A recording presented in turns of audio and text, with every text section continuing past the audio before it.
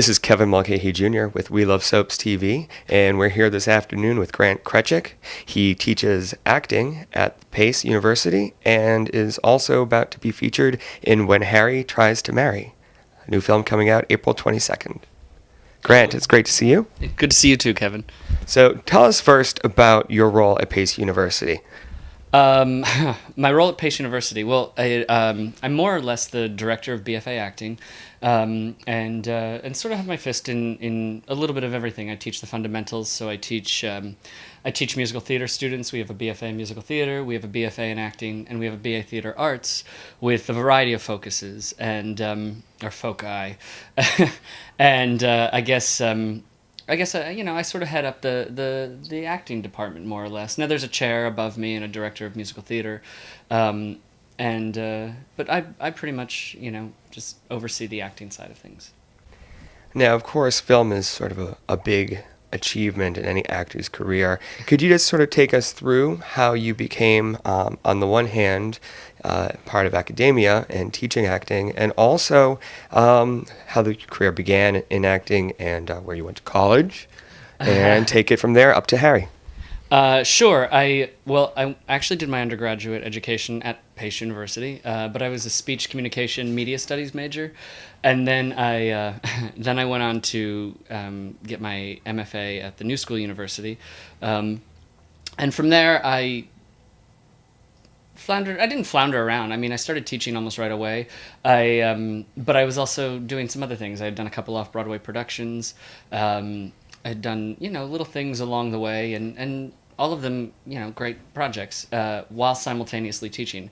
I knew that I really wanted to teach eventually. I just sort of happened to step into a fast track. I started teaching as an adjunct for 3 semesters, then I was offered a lectureship for 3 semesters, and now I'm in the middle of my second year as a full-time professor at Pace University. And it's a great place to work. They really like it when we publish, and our version of publishing for the performing arts and fine arts is obviously having exhibitions and work that shows what we do, that makes us a part of the industry, the current industry. With When Harry Tries to Marry, it was a really unique opportunity.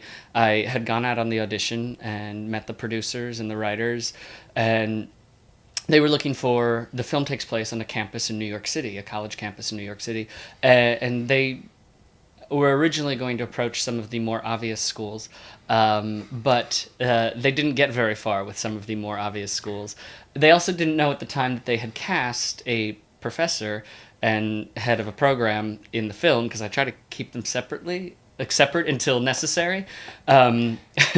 So when I sort of heard that they were maybe sort of, not struggling, but not sure where they were going to go for their on-location shooting on campus, I said, well, why don't you come down and look at Pace? Did you swoop in and save the day? I swooped in. I saved the day. I mean, I really saved the film. No, they came down. They loved the campus, and I was able to put the right people in the room at Pace and the right people in the room on the film project, and we were able to strike a deal, which included not just myself in the film, but meant that they were going to audition all of our students for some speaking roles that were available, and for interns. So we ended up with 5 or 6 interns in a variety of areas, in casting, in makeup, in production.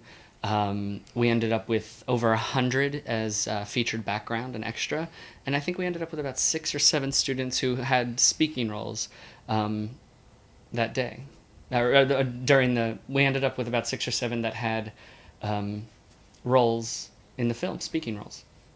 Maybe this could become an annual thing. You come to Pace, study under Grant, and you'll be put into a movie. Get put in a movie, yeah. That's real. I trade on that.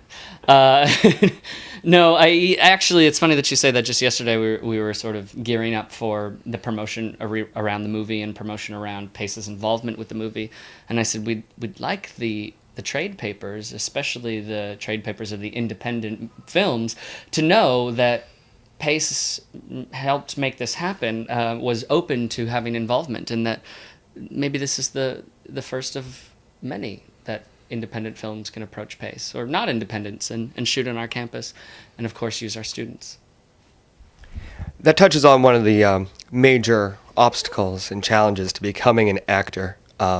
If you're in New York City, traditionally, first step would be onto the soap scene. I understand that you cut your teeth on a couple soaps that were filming at the time in New York City, and I'm curious, as one who teaches and went to the actor studio, and which is famous, of course, for the method. What's it like being sort of fly on the wall, having a fairly small role on the set of a soap opera? You know, I can only speak for myself. Obviously, I can only speak for myself. I feel like I more like flossed my teeth than cut them because they were. I mean, I was really disposable. But it's always nerve-wracking. I'm nervous right now. You know what I mean? And this is, since we started, I don't know, it's been like camera, you know, this is not my first time, but I'm awkward. I'm an awkward person. So, you know, it's really strange. Like, you know, I'm not one of the actors that come into the room while we're waiting that's like, I'm here and I'm an actor and where are you from and what do you do and blah, blah, blah, blah, blah, blah, blah. You know, I'm like, I'm terrified. I'm nervous. I don't want to talk to anybody. I just want to, you know, do my job, I guess. But also know that, you know, it could really happen without me. So, no, I mean, it's a great experience. It's unfortunate that there aren't more soap jobs in New York anymore. I mean, we're hanging on with one, is that right? And that's not just true of the soap industry. I think we're losing film and TV projects left and right. And I don't know why. New York, the mayor's office makes it so easy, so accessible to produce in New York. Could you tell us about When Harry Tries to Marry, perhaps your role in it, and just what the movie is about? Well, I actually play 3 parts in the film, which was not necessarily how it's usually done, and not necessarily how it was intended to be done. But we started doing these readings, and they needed a couple of people that could quickly be very versatile actors, and so I ended up playing like 12 parts in the readings. And in truth, there's probably not a part that's really, really right for me, but the producers were so grateful to all of us who remained committed to the project that they were like, we're gonna dress you up as a 70s talk show host in the middle of When Harry's Dream. I can see that. Yeah, I know, totally. It's like an awful Conan O'Brien moment. You know, and not that Conan has any awful moments, but except for my depiction of him. And then I play one of Harry's good friends, a college student. Shocking. It's because I look so young. And and then I also, my favorite was they had dressed me up like an Indian Sikh doctor for a part of some of the story that didn't quite make it to the end. But you'll have to rent the DVD because it'll be on the deleted scenes. Plug. The movie's about an Indian college student who's living in New York City, and he's about to graduate, and he's a product of a divorced family, and in that family they had chose a love marriage, his parents had, and they ended in divorce, and he was so affected by this that he remains committed to his heritage and his traditions and the traditions of his heritage, that he really wants to have an arranged marriage. So he goes through the process of all of this. But of course, in your rom-com, slice of life kind of movies, there are things that you hadn't quite prepared for. What's the slogan? He made all the arrangements, he just didn't plan on love. So it's nice because you often see the sort of, you know, the negative side of arranged marriages, and you almost always see it from the female's point of view, and in this case, you're going to see it from the male's point of view in a positive way. So now if you could tell us what sort of things you're up to after and beyond When Harry Tries to Marry. Sure. Well, I mean, I would love to act again. I can't wait to get back on stage, and you know, but you need the offers. And I direct too. I just finished a project. I just worked on the national tour of Next to Normal, directed by Michael Greif, starring Alice Ripley. I was assistant to the directors, and that was an interesting project and a fantastic show. And it's out on tour now. And go see it if it's in a town near you. And I'm also just completed a directing project at Pace, and this summer I'll be taking a project, a new play, to Scotland after a New York run for the Edinburgh Fringe Festival. While I'm also working on the Scotland project, I'll be working on The Parade by Tennessee Williams, which will go up to the Tennessee Williams Theater Festival in Provincetown, Massachusetts. It's an international festival, and they've invited me up with this project and sort of gave me the project, and it's a beautiful play, and we'll be doing it in conjunction with the full-length version that he wrote much later in life called Something Cloudy, Something Clear. So I'm excited about all those opportunities as well. What advice would you give your students or other young people that are interested in getting started in the soap scene or anywhere else as a young actor in New York City?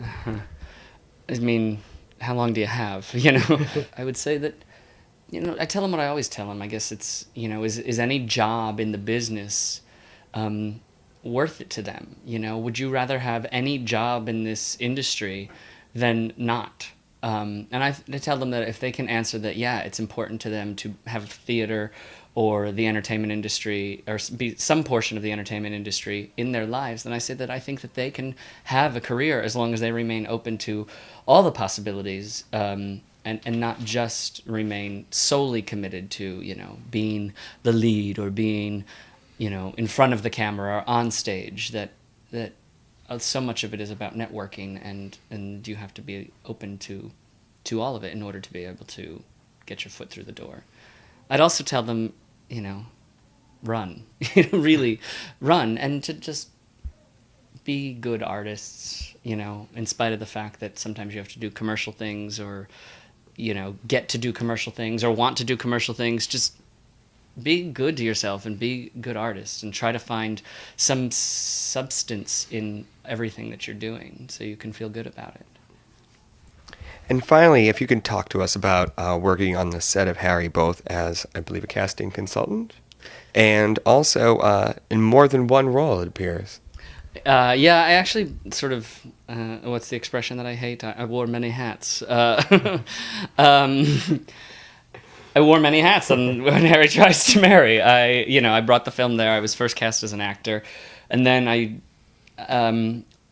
I wasn't necessarily a casting consultant as much as when they were filming on campus, part of the deal was that they needed to use our students, and so I served as the casting person for the college atmosphere. I also did the cast coaching, so I worked with the main actors leading up to production, and I went to India with the film. And it's been a really special experience because we started in a black box theater on 38th Street doing a reading for, you know, people with money, and to see it realized and to see it rendered is extraordinary, no matter what people think about it. That's the sad part, is you put it out there for people and they get to say whatever they want, but they have no idea about the journey, you know? And so that's what's yours, the journey. You know? This is Kevin Mulcahy Jr., and we will see you next time on We Love Soaps TV. Say goodbye, Grant. Goodbye. Thank you. Come see the movie.